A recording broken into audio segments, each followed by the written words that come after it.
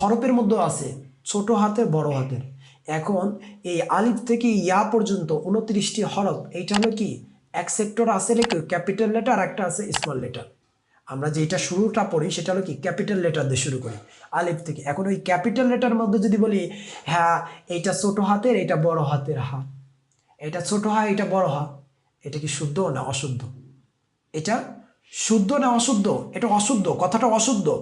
এই জিমের পাশে হাটা, আবার আমি কয়েকটা বইতেও দেখছি, বাংলা বইতে লেখা আছে জিমের পাশে হাটা চন্দ্রবিন্দ্র দেয়া থাকে, আর ওর পাশে হাটা চন্দ্রবিন্দ্র থাকে না। এটা কতটা অশুদ্ধ আর কতটা শুদ্ধ লেখা? বাংলা গ্রামার সেট কতটা শুদ্ধ আর কতটা অশুদ্ধ আমি বুঝি না।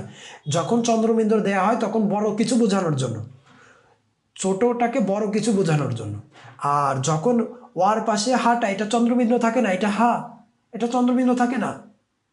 এইখানে যে ছোট বোঝাচ্ছে, যেখানে ক্যাপিটাল লেটার সেখানে ক্যাপিটাল লেটারের মধ্যে যে